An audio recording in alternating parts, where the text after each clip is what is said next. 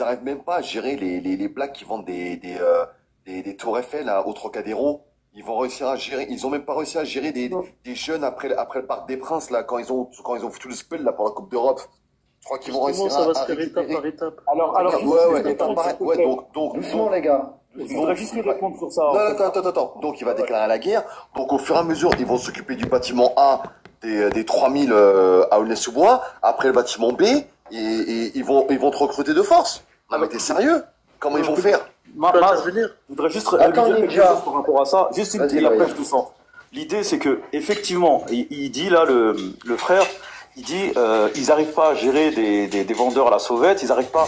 Mais moi j'écoutais une émission de gens très à droite qui sont dans les renseignements qui disaient en fait c'est pas qu'ils n'arrivent pas, c'est qu'il n'y a pas de volonté. Si demain ils sifflent la fin de la cour de récréation et ils décident en fait de mettre tous les gendarmes qui sont des militaires et de mettre tous les policiers à leur service et de faire en sorte d'éradiquer tout ça et de nettoyer, je veux dire tout ça, alors certainement ça se ferait peut-être dans le chaos, mais ils en sont capables. C'est juste une histoire de volonté et de laisser pourrir les choses, parce que quand on laisse pourrir les choses, et c'est aussi une volonté politique, eh ben on terrorise aussi la classe moyenne, on crée la division dans la société. Donc si demain ils veulent nettoyer les rues, les vendeurs à la sauvette, ils le font, mais je veux dire en 2-3 semaines et c'est fait quoi. Comme Ouais, pendant je suis d'accord. Mais en attendant, pendant le Covid, ils vont s'occuper d'aller récupérer des personnes pour aller se battre que la sécurité.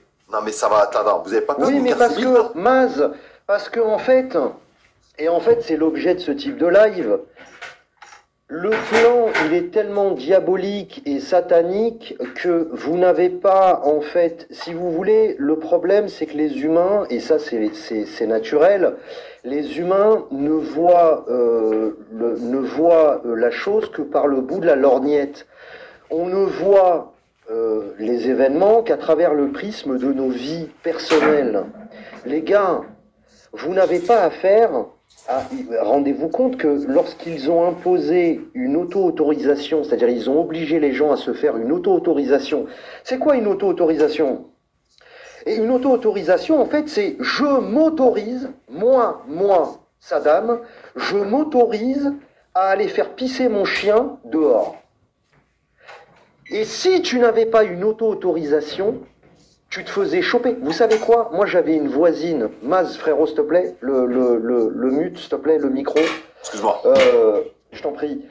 Moi, j'avais une voisine, je vous jure que c'est véridique. Je vous jure que c'est véridique. Ma voisine de palier, c'est-à-dire elle avait sa porte en face de moi.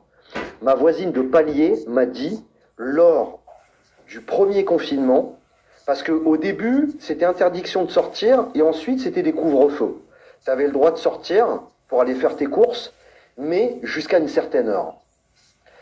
Elle m'a dit, ma fille a été à la pharmacie, elle a été à la pharmacie à 18h05. Le couvre-feu, c'était 18h. Je vous jure que les flics municipaux l'ont verbalisé d'une amende de 135 €. Elle m'a dit, elle allait chercher des médicaments pour sa fille.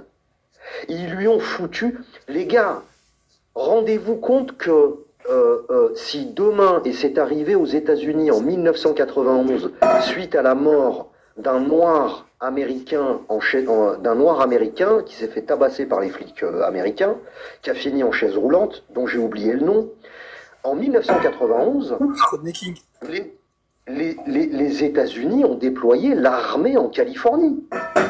Les gars, ça n'arrive pas que dans les républiques bananières. Ce qui nous pend au nez, et je vous le dis avant de donner la parole à l'observateur, ce qui nous pend au nez, c'est numéro 1, la loi Sapin 2, qui permet de geler tous les comptes où il y a pas mal d'argent si la France est mise sous tutelle du FMI. Numéro 2, l'article 16 de la Constitution française, qui permet à un président de la République de se maintenir au pouvoir ad vitam aeternam en cas de guerre, et Macron est sur le point... Donc là, on a rempli les deux conditions. Je vous rappelle que la France est au bord de la faillite. Ça veut dire quoi? Ça veut dire mise sous tutelle du FMI. Ça veut dire quoi? Ça veut dire que demain, la Banque centrale, on va subir le sort de Chypre, et de la Grèce. Demain, la Banque Centrale Européenne, aidée du Fonds Monétaire International, va aller voir M. Macron à l'Élysée et va lui dire « Monsieur le Président de la République française, Emmanuel Macron, votre État aujourd'hui est incapable de lever des fonds pour financer sa dette. C'est pas compliqué, nous on vous propose un marché. C'est nous maintenant qui allons faire les budgets. Les budgets ne seront plus votés à l'Assemblée nationale et validés au Conseil des ministres à Matignon avant de remonter à l'Élysée. C'est nous, Fonds monétaire international, et nous, Banque centrale européenne, qui allons imprimer de l'argent, vous le prêtez à une condition. On vous donne la feuille de route à respecter. C'est pas compliqué. Tout, s'il y a une condition, en fait, sur ce papier qui n'est pas respectée, on vous coupe les robinets du financement. C'est exactement ce qui est arrivé à Chypre et à la Grèce. Tout à fait. Article 16 de la Constitution française, si Macron dit, et c'est ce qu'il a déclaré lors des différentes, dans plusieurs journaux télévisés, il a dit, si l'Ukraine tombe, demain ce sera nous, alors que c'est complètement faux, hein. Les Russes ne font que de défendre leur glacis. Ils adorent les Français en plus. Ils adorent les Français. Vous ne pouvez pas imaginer. Moi, je vous invite à écouter, par exemple, Piotr Tolstoï, qui est le petit-fils de l'écrivain russe Tolstoï. Il suffit d'écouter ses interviews en français, c'est magistral. Et vous savez pourquoi il parle parfaitement français? Parce que les Russes, en fait, étudiaient le français car ils adoraient la langue française, la littérature française, et ils étaient très respectueux du génie français. D'accord? Et là, je m'arrêterai là. L'observateur, à toi la parole, et puis après, ça sera Zitch Relchouia. Et très bien, je vais pas très long. Salutations à tous, et que la paix soit sur celui qui suit la guidée. Alors, Saddam, très juste en ce qui concerne les données économiques, moi je vais aborder une vision surnaturelle, pour ne pas dire métaphysique. Bon, faut quand même pas oublier que les Ukrainiens et les Russes, ce sont des peuples slaves, donc c'est des brats, ce sont des frères quand même, faut pas l'oublier. Donc c'est quand même triste pour eux de s'entretuer comme ça. Maintenant, la question à se poser, étant donné qu'il n'y a pas eu un conflit majeur à l'époque de l'ex-Union soviétique, pourquoi y aurait-il un conflit maintenant? Est-ce que le conflit éventuel n'est-ce pas un conflit pour permettre en fait la venue d'entités surnaturelles?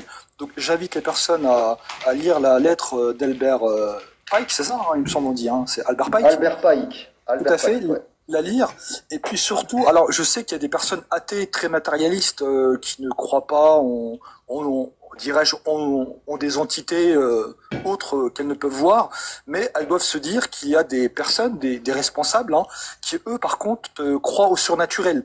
Donc posez-vous la question si nous ne sommes pas, dirais-je, dans une époque messianique. Donc voilà, moi je voulais juste vous dire ça, vérifiez. Malheureusement, quand on étudie l'eschatologie, à savoir l'étude de la fin des temps dans les religions abrahamiques, on parle d'un Armageddon. Donc j'espère qu'on va pas le vivre, j'espère, voilà. Mais en tout cas, dites-vous qu'il y a des gens qui ont peut-être intérêt à ce qu'il y ait un immense conflit pour pouvoir passer à autre chose. Voilà, je me mute là-dessus et je laisse la parole à d'autres personnes. Ouais, je vais juste rebondir sur ce que disait Loyal avant de donner la parole à Zid Relchouia. Alors, Loyal, tu avais évoqué en fait le gel des avoirs russes et tu avais dit très justement que l'idée du soutien des pays de l'OTAN à l'Ukraine, ce qui était prévu, c'est que les Russes perdent cette guerre parce que l'Occident avait gelé des centaines de milliards de dollars. Je rappelle que aux États-Unis, c'est 300 milliards de dollars d'avoirs russes qui ont été gelés. En France, pour te donner le chiffre exact, c'est 61 milliards, comme vous pouvez le voir sur la miniature que je viens de vous coller sur le live. Je vais vous lire très rapidement en fait ce que j'ai trouvé sur un canal Telegram sur lequel je suis. Macron pris dans un scandale financier majeur. Donc c'est ce que je vous ai mis à l'écran. Alors je vois mal, c'est écrit en petit, mais il est écrit la chose suivante. Dans une vidéo explosive, Alex Kreiner, je crois que c'est Kreiner, désolé parce que je vois mal. Non, on le voit bien. Analyste. Alors tu veux bien le lire dans ces cas-là? Non, je peux lire, moi. Alors, Macron pris dans un scandale financier majeur. Dans une vidéo explosive, Alex Kreiner, analyste de marché, auteur et ancien gestionnaire du Hedge Fund, révèle une information sidérante. Les avoirs russes gelés en France étaient de 71 milliards. Aujourd'hui, il ne reste plus que 25 milliards, donc moins de la moitié. 46 milliards ont disparu sous la gestion du gouvernement Macron. Conséquence explosive, là j'arrive pas à voir en fait, c'est parce que l'image est en cas d'accord de paix. Voilà, en cas d'accord de paix, ou si la Russie gagne, bah, j'imagine, j'ai même pas besoin de lire, la Russie va exiger qu'on la rembourse, en fait, qu'on lui restitue ses avoirs, ce qui est normal. Donc l'idée c'est que il faut un peu comme Netanyahou qui est englué dans des affaires de justice, tout ça, et qui sait que si demain la guerre s'arrête, il aura peut-être des comptes à rendre. L'Europe n'a pas intérêt en fait à ce que la guerre peut-être s'arrête, parce que si la guerre s'arrête, il va falloir en fait, c'est à la fin du bal qu'on compte les, c'est ça le proverbe, je crois. À la fin du bal, qu'on paye les musiciens. Voilà, donc là, la Russie va se faire grassement payer, quoi. Donc ou en tout cas rembourser plutôt. Voilà. Ouais. Est-ce que quelqu'un veut rebondir là-dessus, peut-être Non, c'est Zid Rich qui doit parler après, si je peux. Ouais, Zid, vas-y, tu peux enchaîner, Zid. Ouais, salut, donc je m'appelle Toufik, je suis français d'origine algérienne, présent pour ceux qui ne me connaissent pas. Je suis né à Metz, etc. J'ai grandi à Metz en Lorraine. Moi, je vais pas rebondir sur ce qui a été dit là, mais je vais faire juste un petit retour en arrière.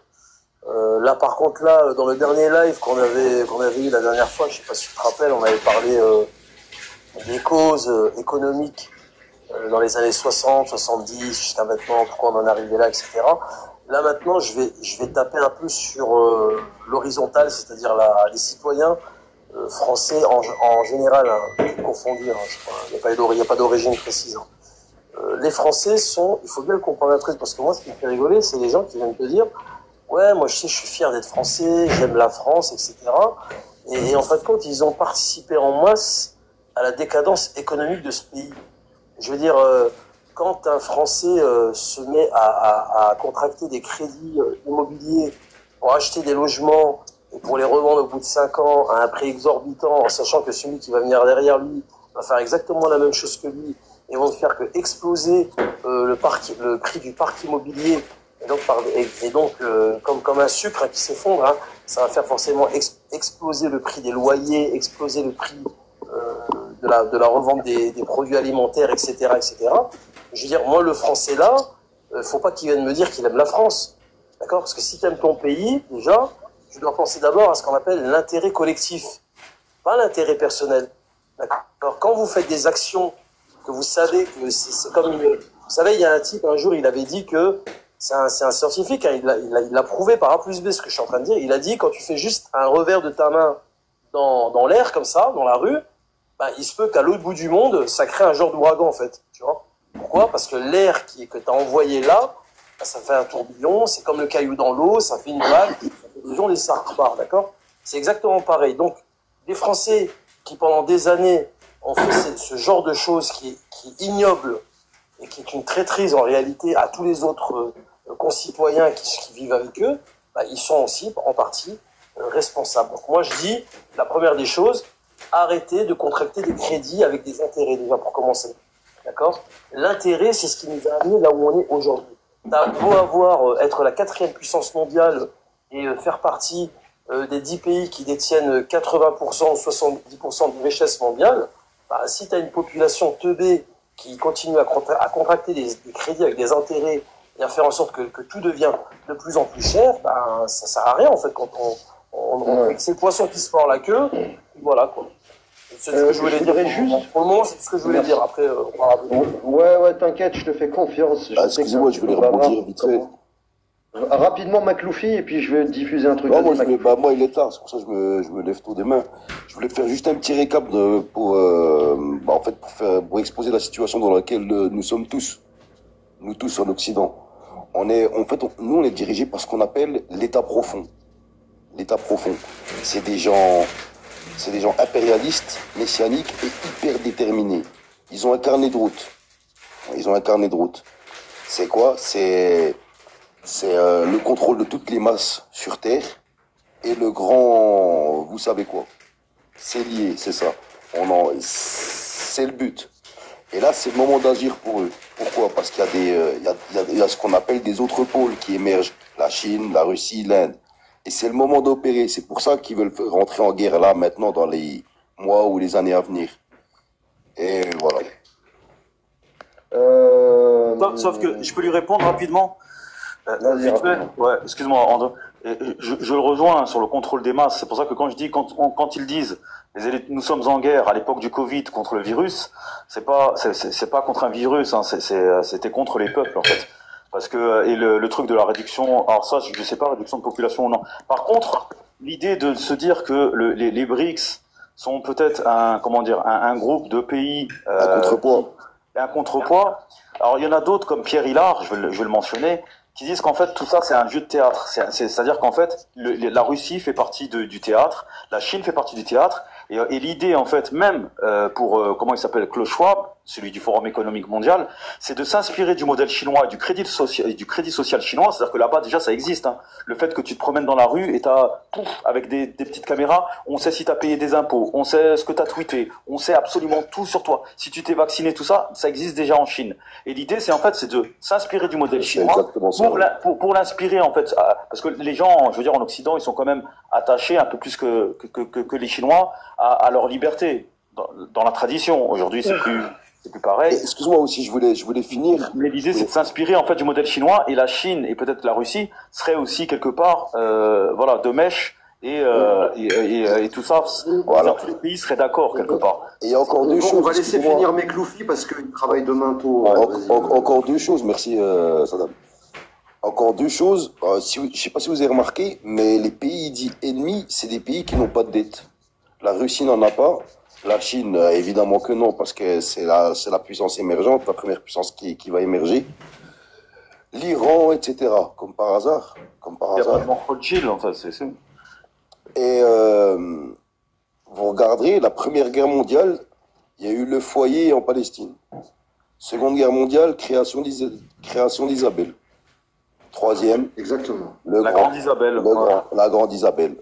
Voilà. On peut le dire, hein, le grand Israël. Hein. Moi, non, tu peux faire sauter ton... Alors, je vais vous diffuser une petite minute la parole de Jacques Hadi. Alors, Jacques Hadi, c'est un vieux monsieur qui est dans les arcanes de tous les présidents de la République depuis 1979, qui est un franco-israélien, tiens donc. Et donc, je vais vous faire écouter 1 minute 09, et puis ensuite c'est 1 minute 32, et vous allez voir que on y va. Parti. Moi j'ai toujours pensé, mais je ne suis pas le seul, et je ne veux pas donner de leçon ici, que celui qui ne se prépare pas au pire est presque sûr de le vivre. Or, nous avons tous trop vécu dans l'insouciance, ce que j'appelle moi l'économie positive, c'est-à-dire l'économie qui prépare à un meilleur avenir pour les générations futures. Ça consiste justement à prévoir le pire et à se préparer. Et prévoir le pire, c'est faire des réserves, c'est des réserves de tout, des réserves de blé, comme on disait dans la Bible, mais de semences, mais aussi les paysans savent bien ça. Il faut faire des réserves et les meilleures possibles et conserver les graines pour pouvoir les utiliser le mieux possible, mais aussi des réserves de tout ce qui peut apparaître, mais rarement nécessaire. Or, souvent, quand on doit faire des économies, on préfère faire des économies sur ce qui est un grand risque peu probable que ce qui est un plaisir immédiat. Et c'est ça la tragédie des sociétés de consommation. Alors les gars, je ne sais pas si vous avez remarqué, il vous parle de faire des réserves, Jacques Hadi. En général, quand Jacques Hadi dit quelque chose, c'est très chaud. Alors, je vais juste vous faire passer un dernier truc d'1 minute 30. Écoutez bien. Alors là, il y a la petite publicité. Ouais, d'accord, on s'en fout de ta crème. Ok, hop. Allez, hop, on passe, c'est parti. Nous espérons une sorte de raz-de-marée pour que le système saute à l'intérieur de ces institutions. Pour qu'il saute et que qui que ce soit, qui soit le prochain président, il applique ce programme ou un programme aussi ambitieux. Nous espérons ce raz-de-marée. Pourquoi on l'espère? Parce qu'aujourd'hui, on voit bien, les Français demandent un programme ambitieux et ils veulent pas des... Alors autant pour moi, ce que je voulais, c'était pas cet extrait vidéo, c'était l'extrait où il disait « Il y aura une révolution dans ce pays, alors est-ce que ce sera avant la guerre ou après la guerre? Ça reste à déterminer. » Et il faut que je le trouve en fait cet extrait. Écoutez les gars, je vais vous dire un truc. Je vais te dire un truc frérot. si Jacques Attali, qui est dans les arcanes du pouvoir, qui est celui qui murmure à tous les présidents de la République depuis Mitterrand. Mitterrand, les gars, Mitterrand, c'était pas les charlots qu'on a là. Mitterrand, on l'appelait le monarque. Si Jacques a dit il y aura une révolution dans ce pays, alors est-ce que ce sera avant la guerre ou après la guerre? Ça reste à déterminer. D'abord, il parle de quelle révolution? Et de quelle guerre parle-t-il? Justement, vous voyez ce que je veux dire? Rapidement, vas-y, McLoufie. Justement, en fait, Attali représente justement cet état profond. En fait, ces gens-là, en fait, ils dominent l'Occident depuis au moins la Révolution française. C'est eux qui ont instauré la Révolution, c'est eux qui ont descendu la royauté en France. Ils ont préféré la République pour justement avoir la main mise sur tous les systèmes économiques, politiques, etc. C'est eux qui ont descendu la royauté. Et en fait, là, comme par hasard, ils reparlent d'une autre révolution. Ah mais après, là, l'idée, c'est... Alors, ça, moi, tout ça, je le sais, hein, le truc, c'est que j'ai écouté assez de conférences, tout ça, mais c'est vrai que c'est bien de le dire pour... Mais après, il y a dans cette vision-là, que ce soit Jacques Attali, Soros, tout ça, et d'autres, tant sur le plan eschatologique que sur le... Il y a deux visions qui s'affrontent, en fait. Il y a deux visions qui s'affrontent. Il y a, nous irons avec la guerre, c'est-à-dire, voilà, avec la guerre, et nous irons... Ou sinon, nous irons d'une autre manière, mais c'est un peu comme Sarkozy dans son discours qui disait le métissage, on ira, je veux dire, de gré ou de force. C'est-à-dire qu'en fait, dans les livres, dans leurs livres, il est question en fait que la grande Isabelle soit le royaume, je veux dire, tout puissant et sur lequel voilà, et que autour en fait, on n'est que des peuples métissés, déracinés, des peuples qui servent en fait, ces gens-là, tu vois. On appelle ça des goïms. Voilà. Donc je vais... Vas-y, Frangin, conclue. Et juste, ouais, voilà. Donc l'idée, c'est qu'il y a il y a un peu le sionisme. Je vais pas dire le sionisme de gauche contre le sionisme d'extrême droite, mais les deux s'affrontent en fait. Mais le but, c'est d'aller vers le même objectif de toute façon. La capitale mondiale, Jérusalem. Voilà. Ouais, alors justement, oui, Stéphanie.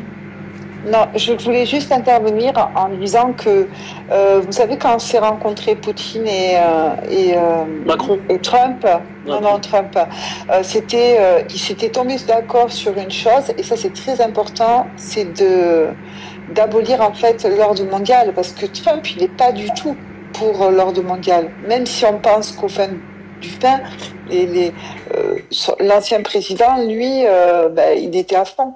Mais si vous regardez bien, c'est Macron, c'est l'Europe. Le mec, il est pas du tout. Il est, comment dire, il est financier. Il travaille pour Rothschild. Ils sont même par rapport aux Israéliens, il peut pas trop brancher Trump non plus. Il peut pas se mettre contre eux. C'est pour ça que le but de Macron, c'est de prendre la tête de l'Europe, en fait. Ouais, vas-y. Attends, Loyal, frérot, parce que je sais que tu trépignes d'impatience. Alors, Trump, on voit bien qu'il freine des cas de fer, mais par contre, je vous conseille la chaîne YouTube de l'excellent Kamel, qui est notre frère marocain, qui est un des meilleurs youtubeurs dans le domaine justement de l'ésotérisme et de l'analyse. D'ailleurs, c'est pour moi le meilleur décodeur des couvertures de The Economist. Sa chaîne s'appelle... Parlons bien. Sa chaîne s'appelle Parlons peu, parlons bien. Elle est absolument extraordinaire. Je recommande deux autres. Alors, un youtubeur et un intellectuel, tous les deux marocains.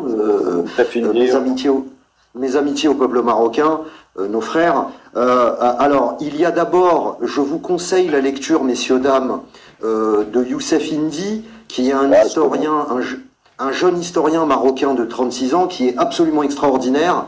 Je vous conseille évidemment les lectures de Pierre Hillard. Alors, je vous dis tout de suite, les gars, si vous n'êtes pas initié à ce type de lecture, préparez-vous à bien vous frotter les yeux toutes les deux pages parce que vous allez péter un plomb. Mais c'est exactement ce qui est en train de nous arriver.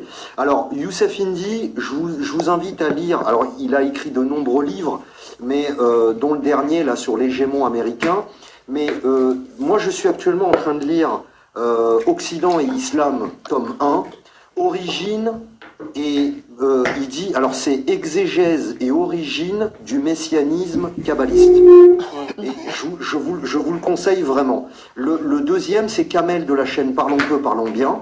Et donc vous parliez de Jacques Attali. Jacques a dit, donc là c'est un extrait vidéo sur la chaîne parlementaire, on l'écoute 10 secondes et on revient là-dessus, sauf si il nous met, évidemment, une publicité de jeu vidéo, c'est bientôt fini, 1, 2, 3, c'est parti.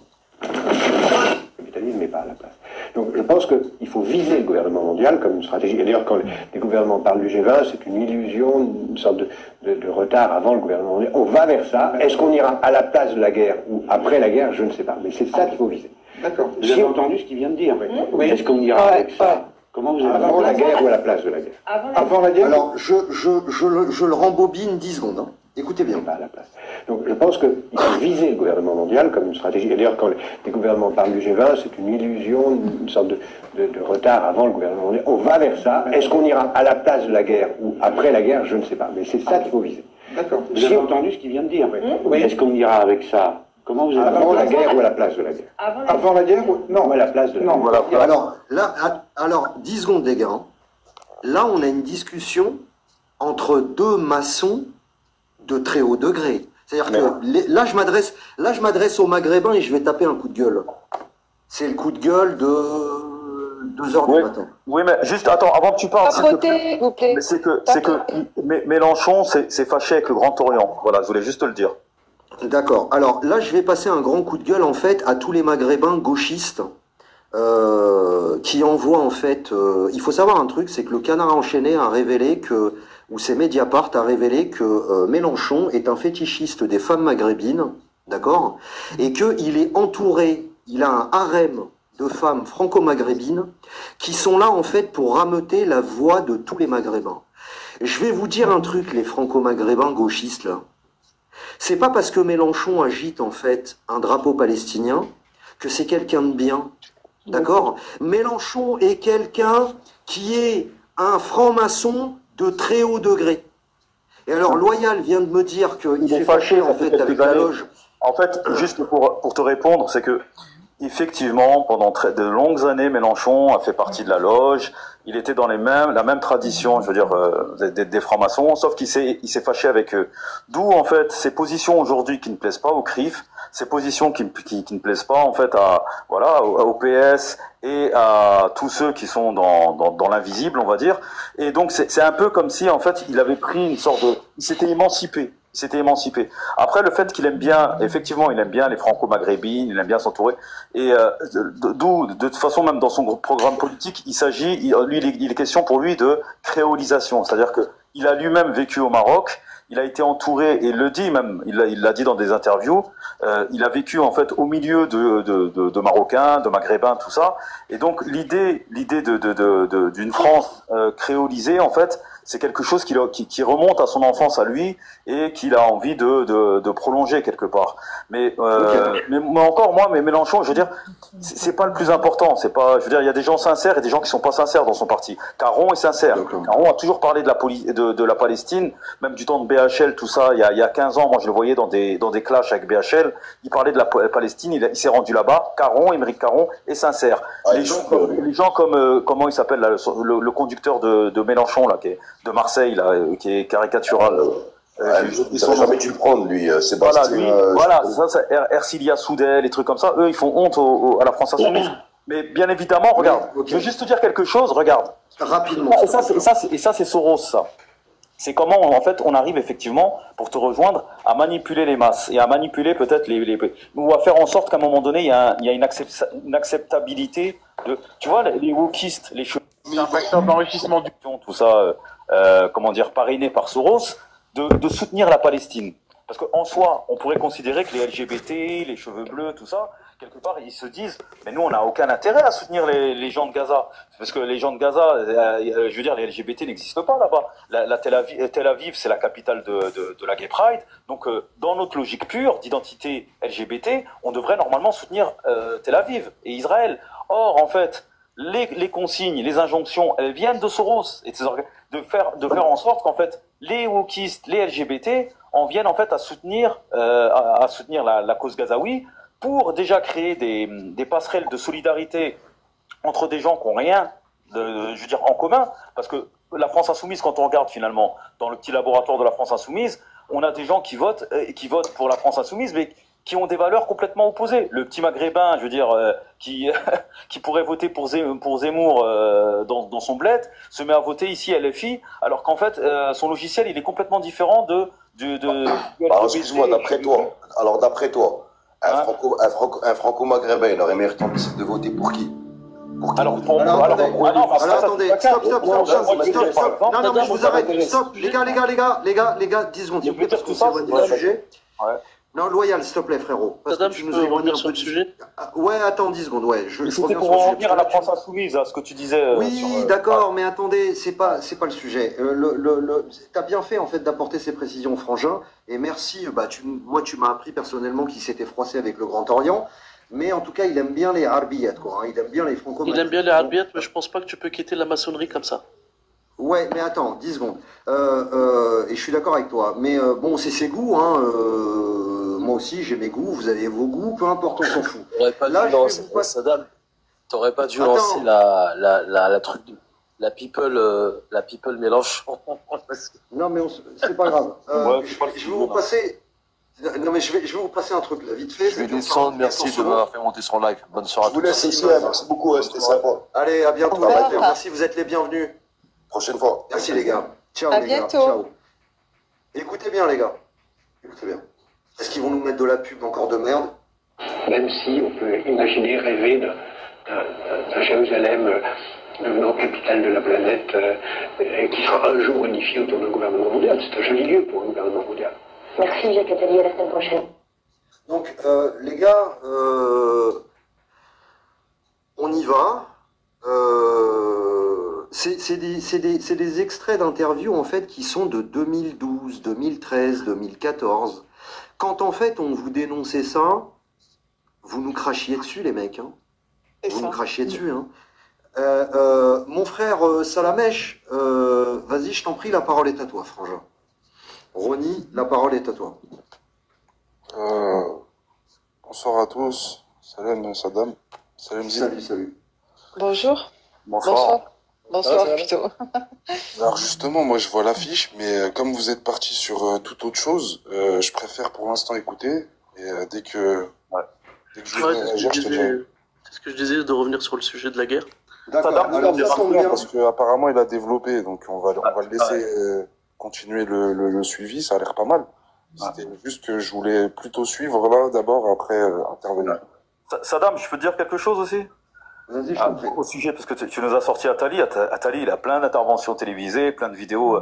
Moi, je suis tombé sur une vidéo, je l'ai perdue, j'aimerais bien la retrouver, où il parlait il y a très très longtemps. Et il y a plein d'articles à son sujet, parce que là, les gens pensent qu'en fait, les épidémies, c'est fini, hein, c'est derrière nous. Or, en fait, il y a plein d'articles, la Dépêche, tout ça, le Sud-Ouest, tout ça, qui expliquent que il s'agit pas de savoir s'il va y avoir une épidémie, il s'agit de savoir quand est-ce qu'elle va avoir lieu. C'est-à-dire que demain, là, d'ici 2030, on aura certainement une épidémie.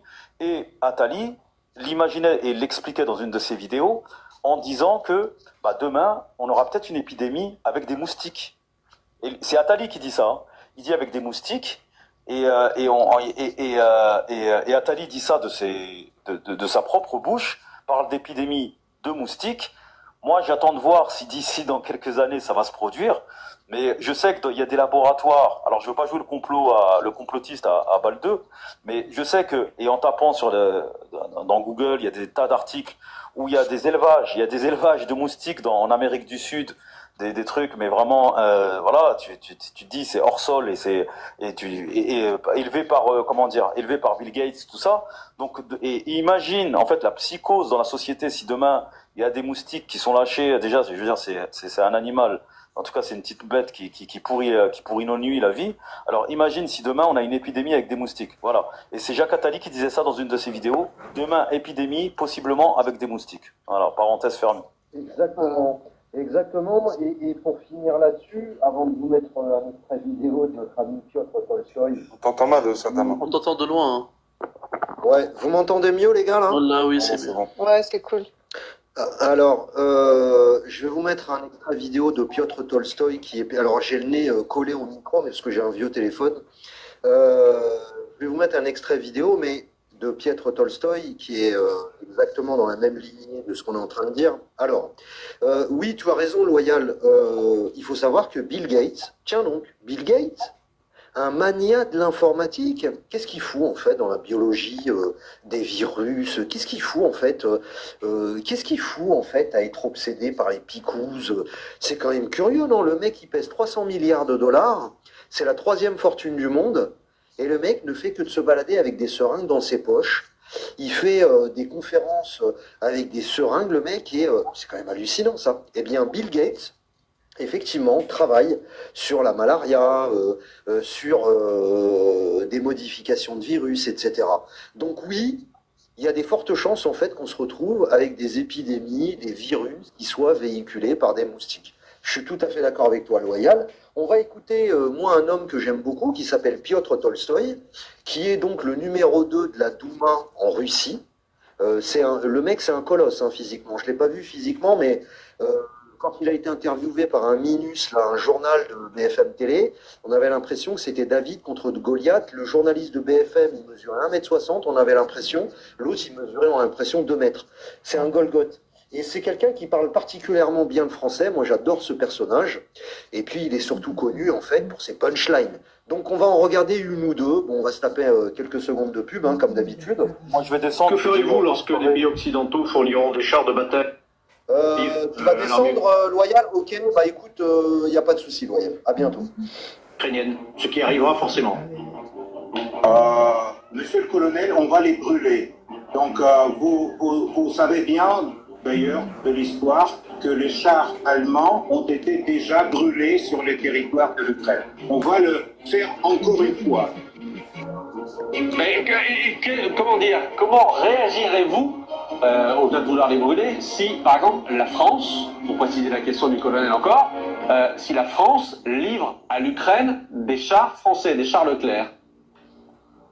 On a très très peur. Vraiment, on est paniqué. Vous pouvez livrer aux totalités l'Union européenne avec les chars grecs. Vous pouvez livrer aux Ukrainiens 200 chars. Vous croyez que pour l'armée russe, c'est un problème de brûler 200 chars? Wake up Africa. Donc, juste, je vous redonne la parole, mais alors là, celle-là, c'est ma... Je sais pas si vous entendez bien. Vous entendez bien, Ronnie, c'est bon? Ouais, c'est bon. Okay. Ouais, c'est bon. On a toujours on a toujours un CORN, voilà, merci, qui vient pour troller, en fait. Le mec, il voit 300 viewers, il vient troller, c'est quand même incroyable. Bah, peu importe, c'est comme ça, c'est TikTok. Rapidement. On va tuer tous les soldats français qui vont venir au sol ukrainien. Tous. Voilà. On va tuer tous les soldats français qui vont venir au sol ukrainien. Ouais, je sais. Normalement, 145 000 likes, ça va. Attends 10 secondes. On s'en fout de son opinion. Vous vous foutez de ce que dit Emmanuel Macron. Exactement. Et quand il vous dit qu'il est prêt, éventuellement, à ne pas se fixer de limites. On s'en fout de ses limites. On s'en fout de Macron, de ce qu'il dit Macron. On s'en fout de limites de Macron. Et on va tuer... La France reste une puissance. Donc j'arrête là parce qu'effectivement, il y a des termes machin. Ouais. Alors les gars, je sais pas pour vous, mais on est quand même pile... Les gars, on y va. Hein. On y va, les gars. Oui, justement, je vais revenir là-dessus. On y va, mais on n'est pas, comment te dire, on n'analyse pas les guerres à côté, en fait. On n'analyse pas, par exemple, la population de Gaza, où les Ukrainiens, ils n'ont pas trouvé de solution pour s'échapper ou pour arrêter la guerre. Donc on devrait bien regarder ce qui se passe avec nos yeux, parce que même les informations, on ne les a pas. Le peuple, il n'arrive pas à trouver la solution. Je parle du peuple, je parle jamais des gouvernements, parce que Zelensky, il fait ce qu'il veut. Et tout le monde le laisse faire. Pareil pour l'autre côté, je ne veux pas dire le nom, ils font ce qu'ils veulent et personne ne réagit. Donc nous, si on est en guerre demain, comment on fait? On réagit. Là, ça commence à partir. Mais regarde, t'as bien vu que les autres, on n'est pas plus intelligents que les autres. Hein. Ninja, Ninja, vas-y Stéphanie. Là, je pense qu'à partir du 10, c'est le début, c'est pas qu'une seule journée. Hein. Mais alors, ils s'attendent à vraiment quelque chose de... Ça, à mon avis, ça va être le début. Ouais. Je crois moyen. Hein. Moi, je oui, parce moi, que je voudrais c'est juste normal. vous dire. Pardon. Vas-y, Steph.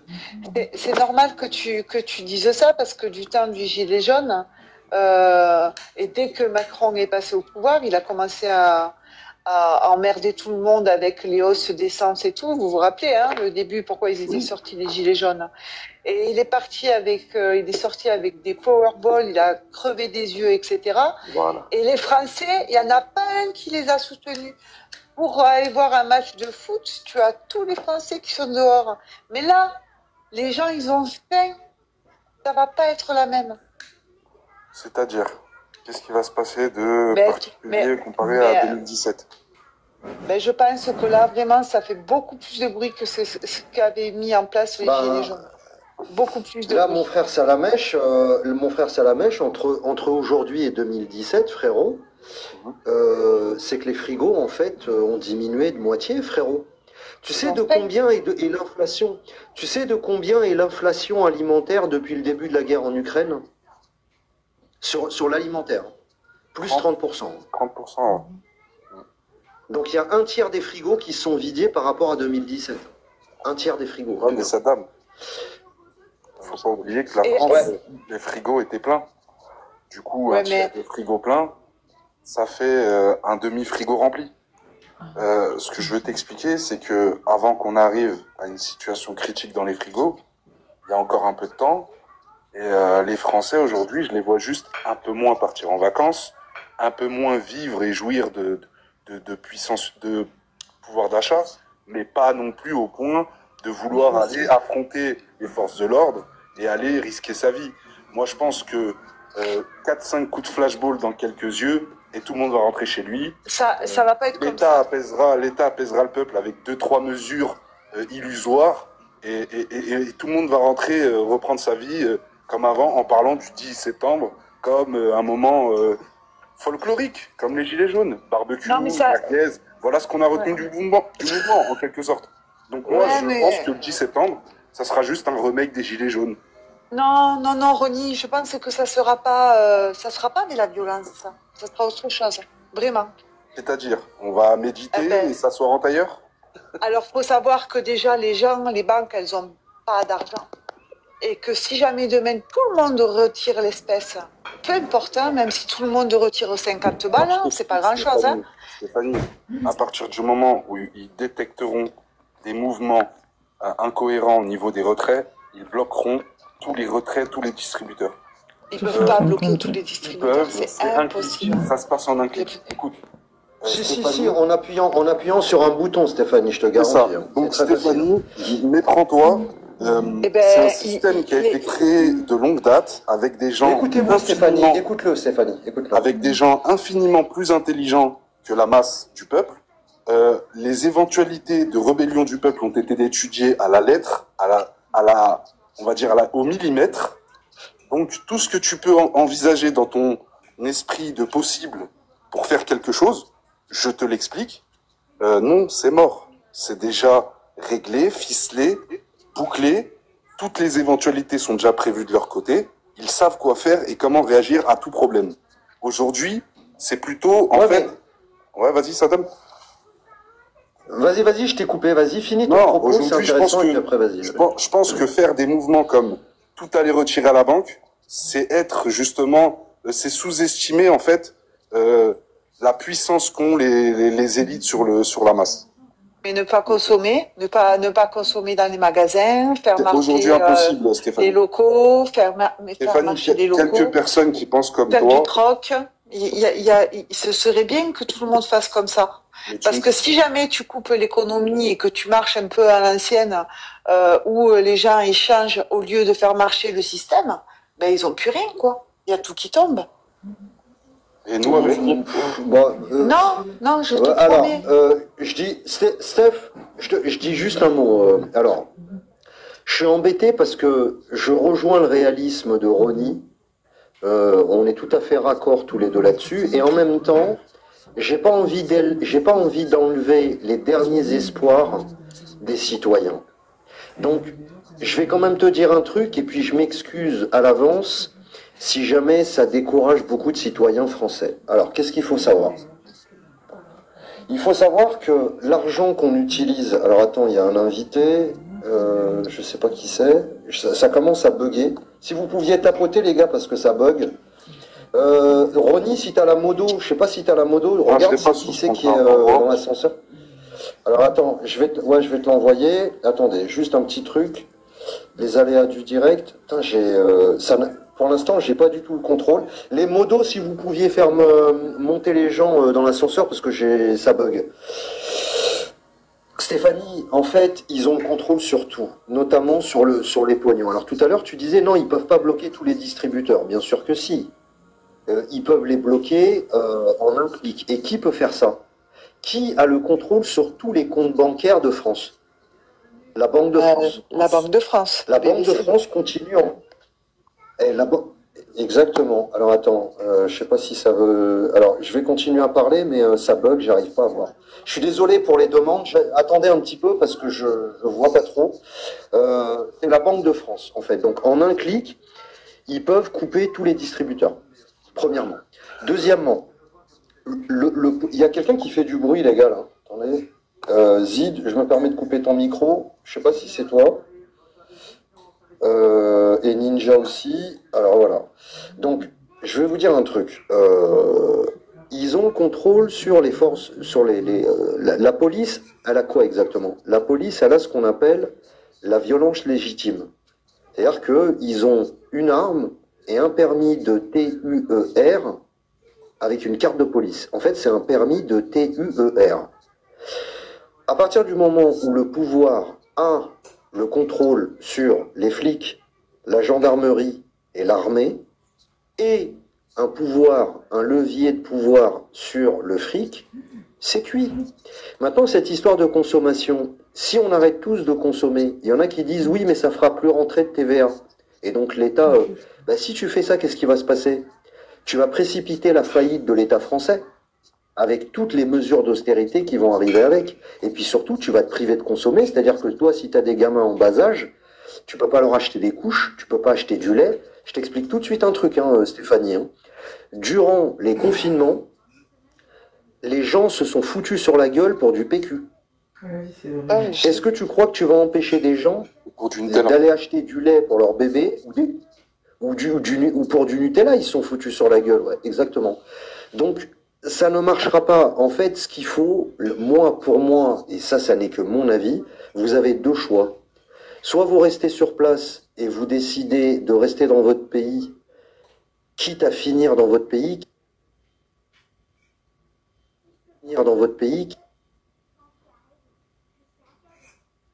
quitte à ce que votre vie est finie.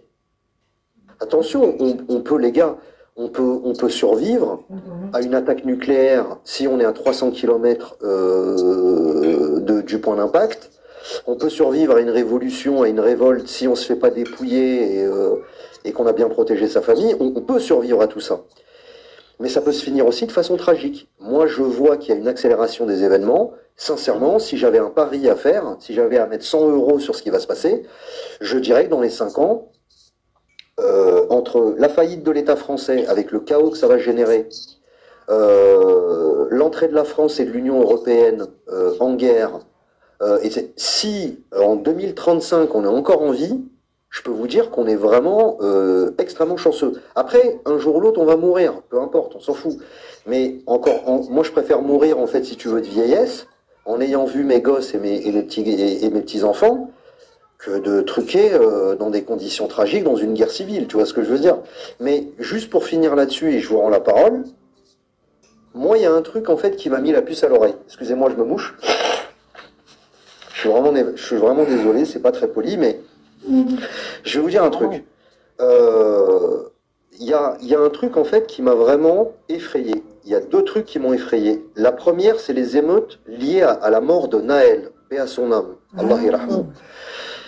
Qu'est-ce qui s'est passé après la mort de Naël? Il s'est passé que les banlieues ont fait des émeutes de la faim. C'est-à-dire qu'ils ont tout cassé, ils ont tout brûlé, mais ils n'ont pas été à Place Vendôme mais c'était pour hardcore. expliquer, en fait... Tu sais, tu sortais du travail ou des cours, Et on te disait que tu pouvais pas prendre les transports jusqu'à un certain quartier parce qu'il y avait des embrouilles, quoi. Il y avait des gens qui cassaient des voitures, des trucs et tout. Vraiment. Moi, j'en ai pas parlé, mais à Toulouse, il y avait des endroits où tu pouvais pas aller pendant une semaine. Si tu y allais, t'étais pas sûr d'être bien, qu'elle quoi. avait piqué dans le magasin. Parce qu'il y avait des gens qui cassaient Elle avait des piqué du saumon, elle était très fière d'elle, hein. Des crèmes pour le soin du visage, des shampoings, etc. Deuxième événement qui m'a effrayé, c'est les événements suite à la victoire du Paris Saint-Germain en finale de Champions League. C'est-à-dire, on a en fait toutes les racailles d'Île-de-France qui sont montées sur la capitale et qui ont retourné Paris. Alors, avec la complicité de l'État, puisqu'évidemment, si demain l'État voulait mettre de l'ordre, s'ils avaient voulu empêcher tout ça, je peux vous dire que couvre-feu avec l'armée, FAMAS chargée, quelques blindés Leclerc, quelques hélicoptères en fait qui rôdent dans le ciel, il n'y a pas un chat qui bouge, je te le dis, hein. Ni les racailles de banlieue, ni rien du tout. Hein. Le truc, c'est que ça a été fait sciemment par l'État, ils les ont laissés faire, ils ont tout pété à Paris. Les banlieusards, les French arabiques avec les cheveux longs, bouclés, et les survêtements du Borussia Dortmund. Tous les petits blacos et les petits rebeux là, de banlieue. Là. Et donc, ça veut dire quoi? Ça veut dire que l'État français est capable d'ouvrir les vannes à ces sauvageons pour tout casser et semer le chaos. C'est-à-dire, en fait, ce sont les idiots utiles de l'État profond. Et ça veut dire que si l'État profond lâche ses sauvageons sur la population, pour des raisons politiques et des raisons d'agenda qui les arrangent, je vous raconte pas le bordel. Donc je fais un appel solennel aux 250 personnes qui sont là. Je tiens chaleureusement à remercier les 250 personnes qui sont sur ce live, qui ont liké et partagé. Merci mes amis, on est tous dans le même bateau. Et surtout à une heure aussi tardive, il est 2h30 du matin et il y a 250 personnes sur un live qui parle de guerre. Vous n'êtes pas sur des lives avec des minettes qui sont en décolleté et qui vous demandent de leur envoyer des cadeaux. Donc merci d'avoir supporté le live, merci d'être aussi nombreux présents. Mais je vous dis, je vous fais un appel solennel. Ceux et celles d'entre vous qui ont la capacité de s'expatrier, barrez-vous. Ouais. Je vous le dis parce que je suis un être humain qui veut aider d'autres êtres humains. Les gars, en France, dans les 5 ans à venir, ça va être l'enfer. Je vous le dis. Moi, je le crois. Je vous le dis. J'ai beau le trouver... Barrez-vous. Vous avez une baraque, elle n'est pas finie d'être payée, tu vends, va t'installer en Espagne, ou alors tu quittes l'Europe. Alors surtout si vous n'avez pas d'enfants en bas âge. Typiquement, faire tes bagages demain matin, parce que ton mari va te prendre pour une folle, mais il va te dire, attends chérie, t'as eu l'illumination la veille? Non, j'ai écouté un mec sur TikTok hier soir, il va se foutre de ta gueule. Mais ce que je veux dire par là, c'est que si vous n'avez pas d'enfants en bas âge, c'est beaucoup plus facile de s'expatrier, les gars. Et vraiment, je fais un appel à tous les retraités, tous les mecs là qui ont 200 000 balles sur leur compte et qui sont encore tranquillement dans leur pavillon de banlieue, les gars, en France, ils vont choper vos petits-enfants pour les balancer au front. Ils vont confisquer votre pognon. Je vous le dis. Est-ce que je dis, je peux être poursuivi par ça, hein.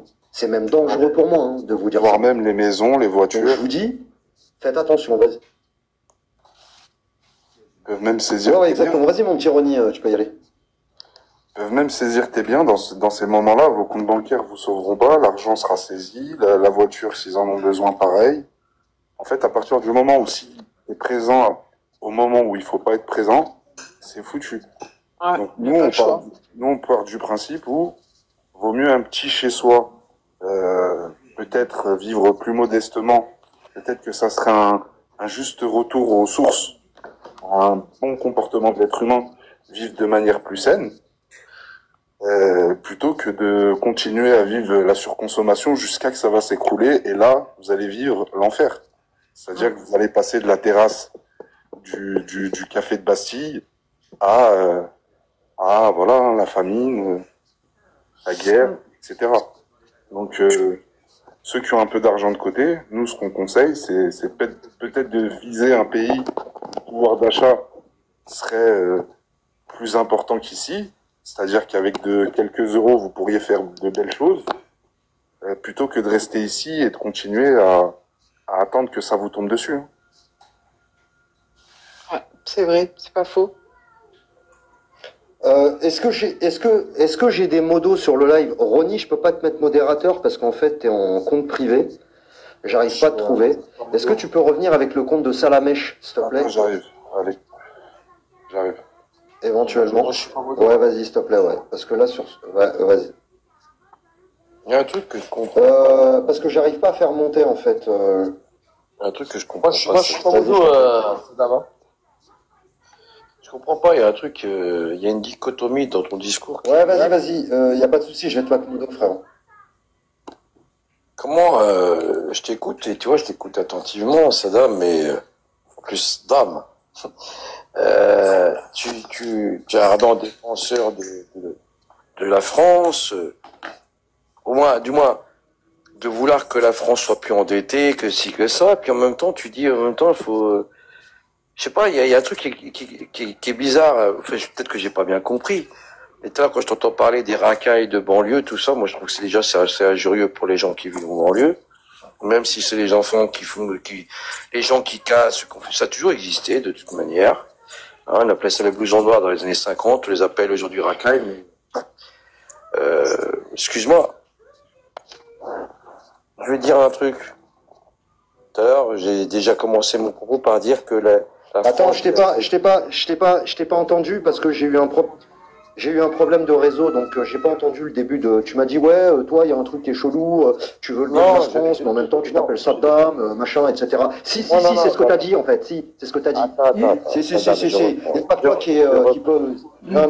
Moi, je reprends si tu veux bien. Comme ça va être clair. Parce que moi je veux pas. Ouais, c'est ce qu'il a dit, Altaïr. Hein. C'est ce que je vais te dire, je vais te le répéter.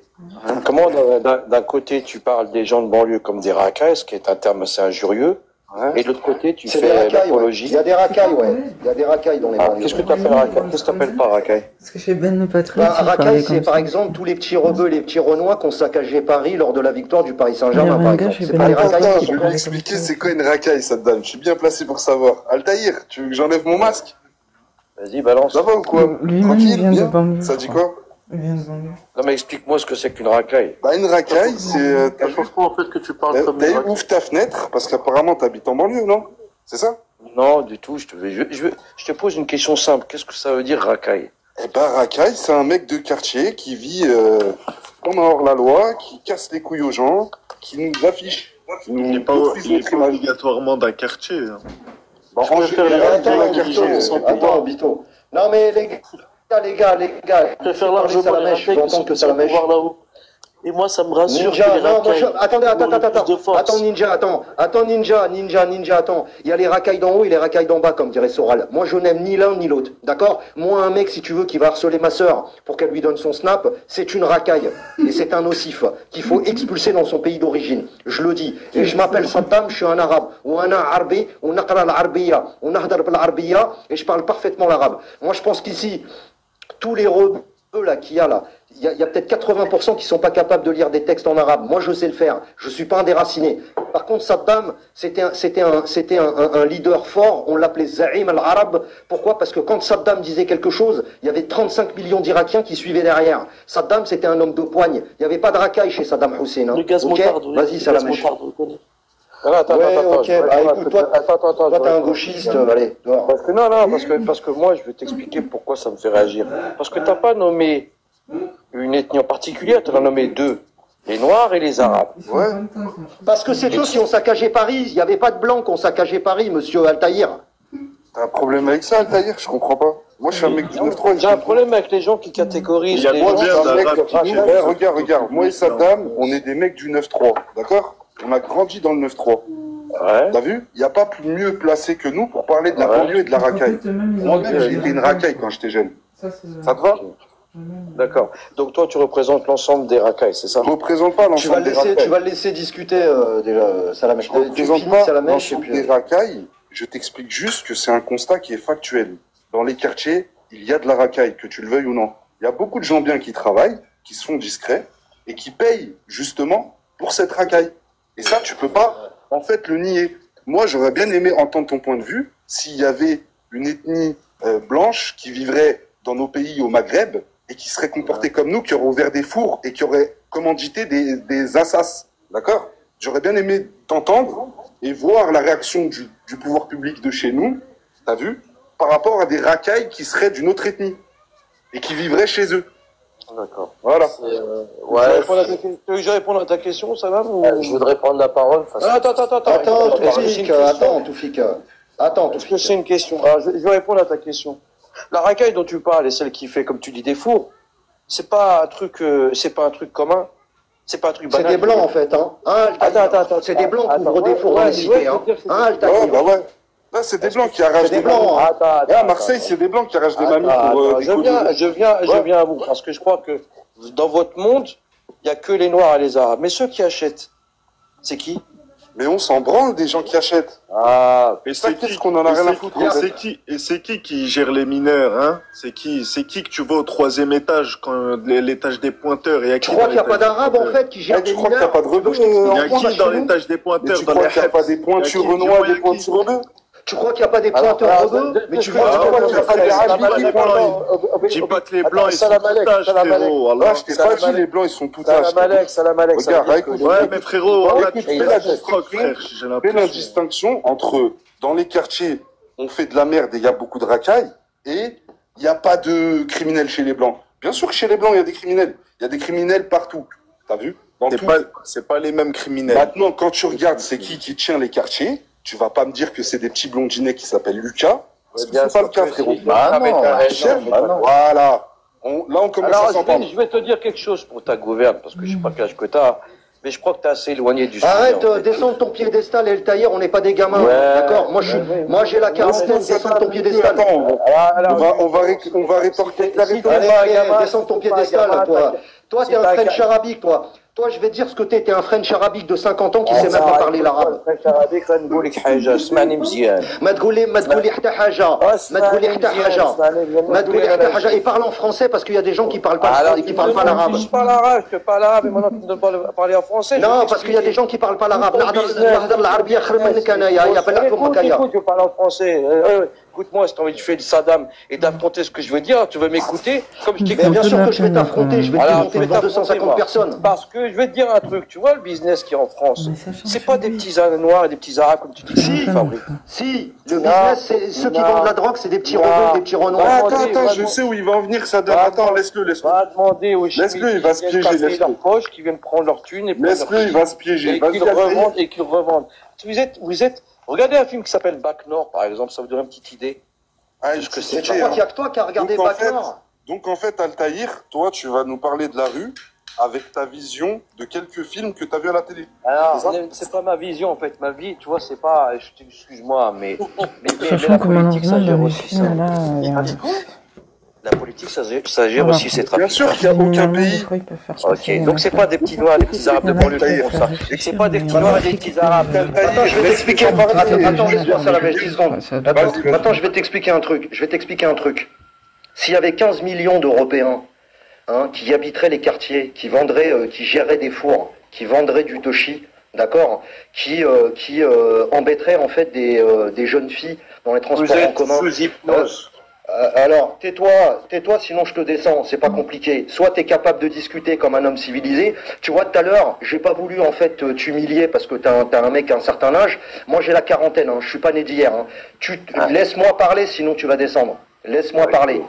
Maintenant, laisse-moi parler. Moi, je vais dire un truc. À l'époque de Hassan Tani, d'accord, il aurait jamais laissé 15 millions d'Européens habiter dans des quartiers à Casa, à Rabat, d'accord, vendre de la chenouf, ok, et importuner les petites Marocaines ou les petites Algériennes chez nous en Algérie, d'accord. Ce que les Français ont supporté en France depuis 60 ans et qui vient de notre communauté, aucun pays en Europe de l'Est ne l'aurait accepté. En Pologne, ils nous auraient tous virés à coups de pied au cul. Va donner ton sang à la France. Vas-y, allez, va donner ton sang à la France. Moi, je donne pas mon sang à la France, je donne mon sang à ta sœur. Allez, dégage de là. Je t'ai suffisamment entendu.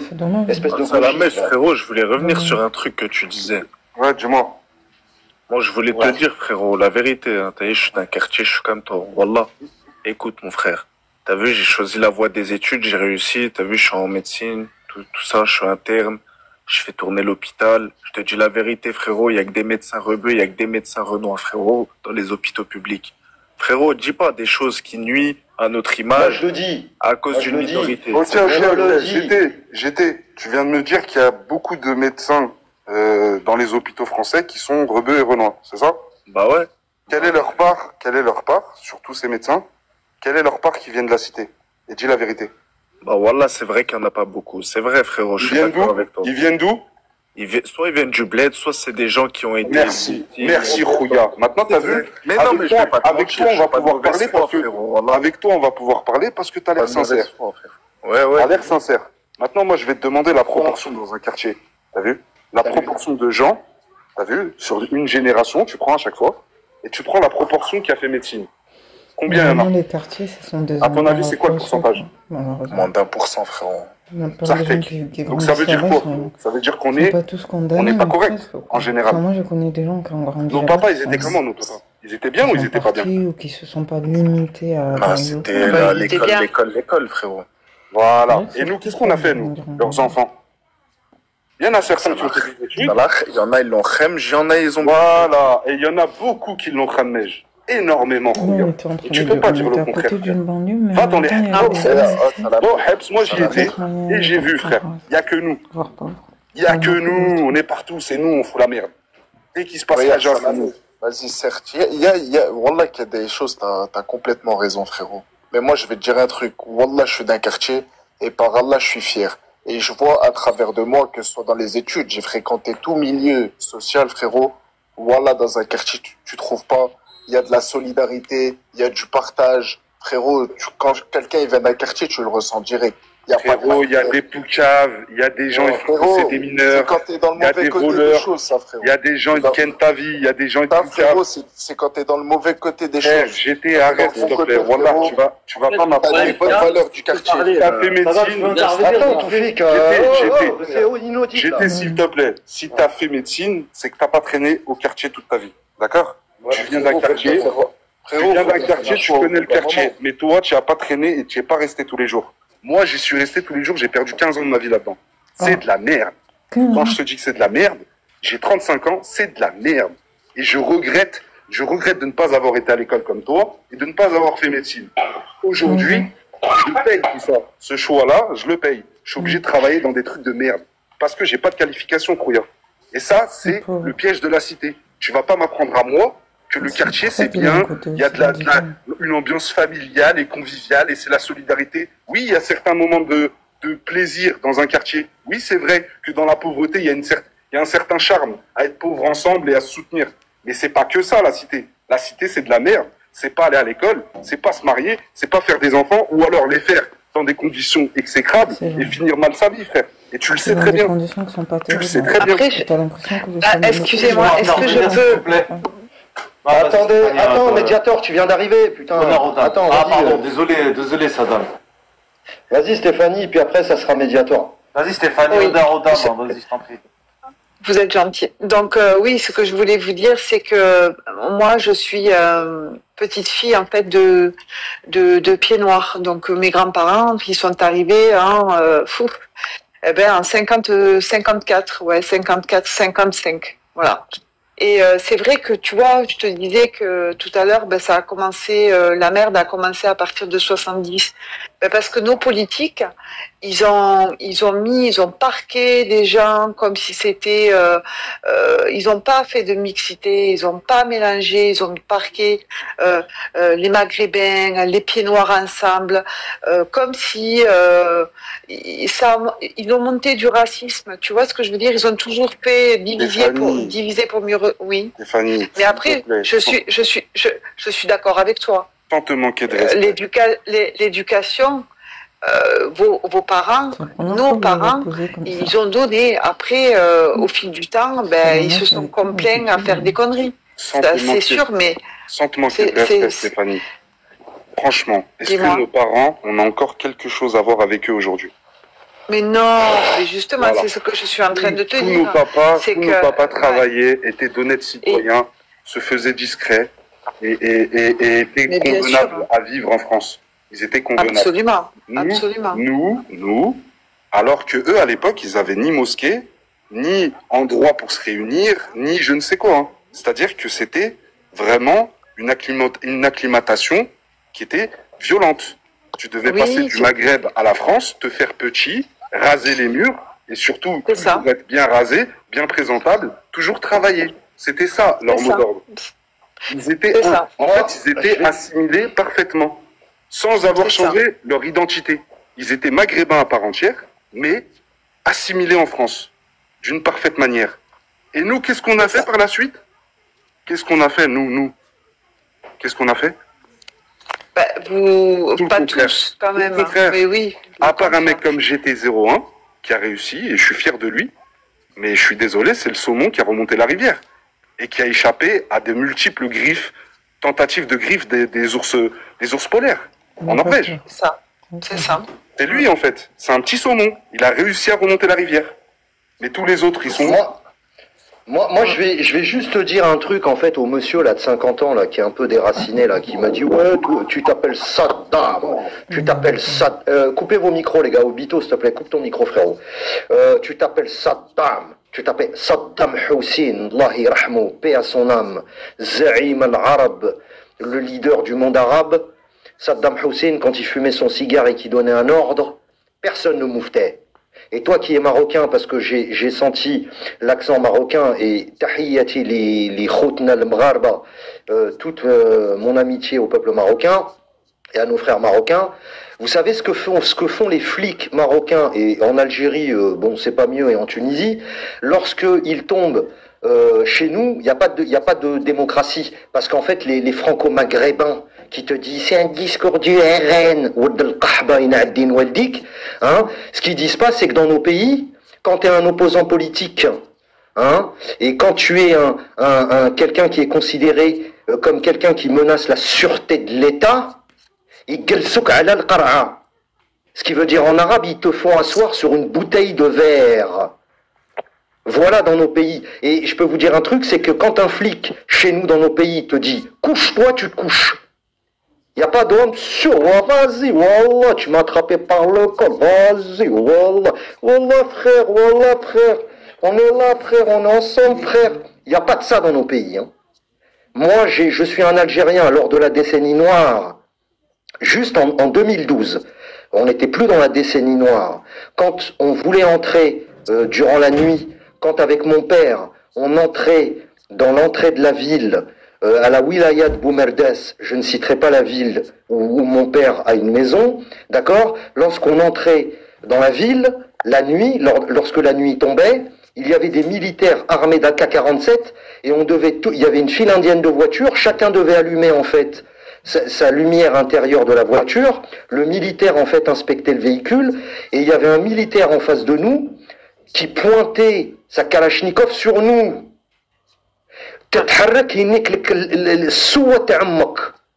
D'accord? Tu bouges, il t'enlève la vie.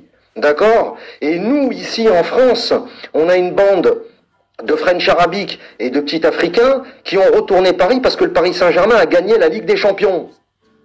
Ah, c'est n'importe quoi. Voilà la vérité. Et les Arabes, vous allez pas me la faire. Et c'est pas parce que je suis un Arabe. Et c'est pas parce que je suis un Arabe que je suis censé être un gauchiste comme vous. Je ne suis pas un gauchiste. Je suis pour l'ordre. Comme me l'a enseigné mon prophète, alayhi salatu wassalam. Comme me l'a enseigné mon Dieu, Allah Azza wa Jal. Le prophète nous a enseigné à être... Attends ma soeur, attends Stéphanie, me coupe pas s'il te plaît. Pardon. Le prophète nous a enseigné à être irréprochable. Il nous a enseigné à être la meilleure des communautés. Est-ce que vous avez l'impression qu'on est la meilleure des communautés en France? Non. Honte à vous. J'ai honte d'être maghrébin, moi, à cause de vous. Voilà la vérité. Et t'as beau t'appeler Hamid ou Karim, c'est la même chose. Et j'ai envie de me barrer de la France parce que justement, vous avez foutu en l'air notre image de marque. Voilà ce que j'ai à dire. Vas-y, le médiateur. Alors, Saddam, bravo déjà.